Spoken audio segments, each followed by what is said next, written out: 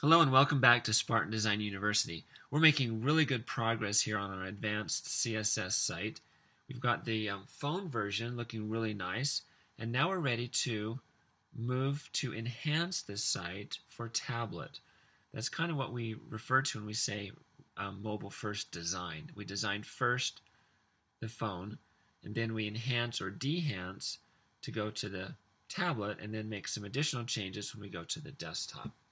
So this is where we're headed. We want our navigation across the top, and our current navigation looks like the phone. So let's jump into our tablet CSS, which kicks in at 600 pixels and wider. So that's just beyond the outside edge of an iPhone 5 turned on its side. Here's our navigation section. We have a space for our list item, and we have another blocked out for anchor with no rules in either one. Well, the way we got our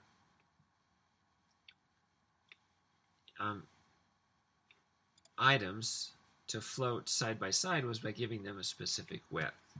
And the width was applied to, let me find it here. There it is.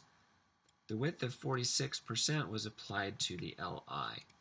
So over here we're going to come to the LI and we're going to say width auto, which removes that hard-coded value.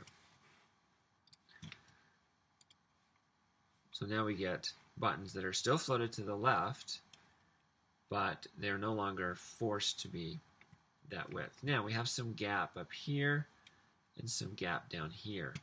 That gap was caused by our nav UL having a padding at the top of 1.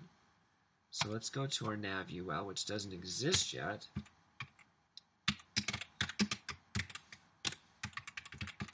And start padding to 0. Save it. That smashes those up there. We still have some space above each one of these items. We want them to touch the top and bottom. So if we look down here on the anchor, we'll see that we have margin there applied to the A. So we'll come over here to our A and we'll turn margin to 0. There we go. There we go. Alright, so now they're touching the top and bottom. Now we're going to remove some other things that we don't want. This rounded corner, no, not appropriate for our tablet look that we're going for. So border dash radius none.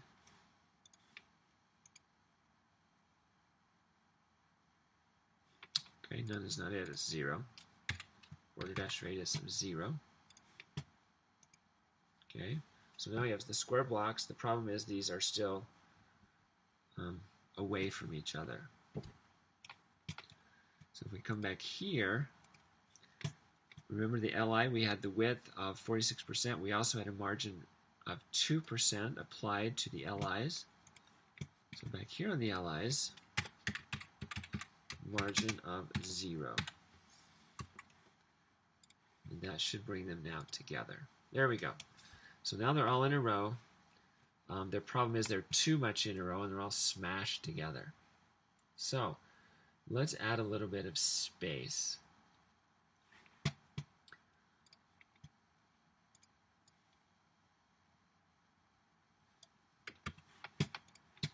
So these are rules applied to the A.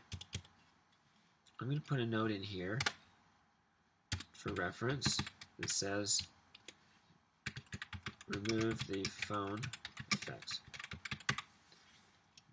So those two things undo what was done previously, and now these things are going to add new things. So here we have padding around these, so that should push them away from each other.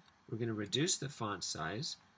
Instead of making it bold, we're going to reduce it to 300, which is our standard size, and then we're going to put a border on the right and a border on the left. This sort of gives a 3D look.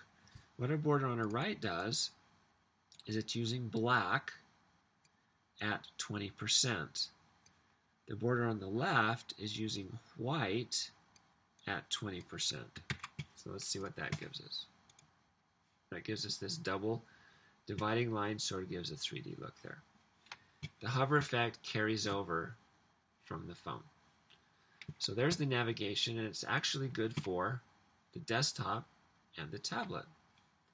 So we've got our navigation taken care of, except for one minor detail. Notice the word, or the letter F on fonts is pushed over here, but our 2% margin, if we draw a line down here, is over here a bit. So we're going to come back to our unordered list. And when I have more than one rule, I usually drop them down.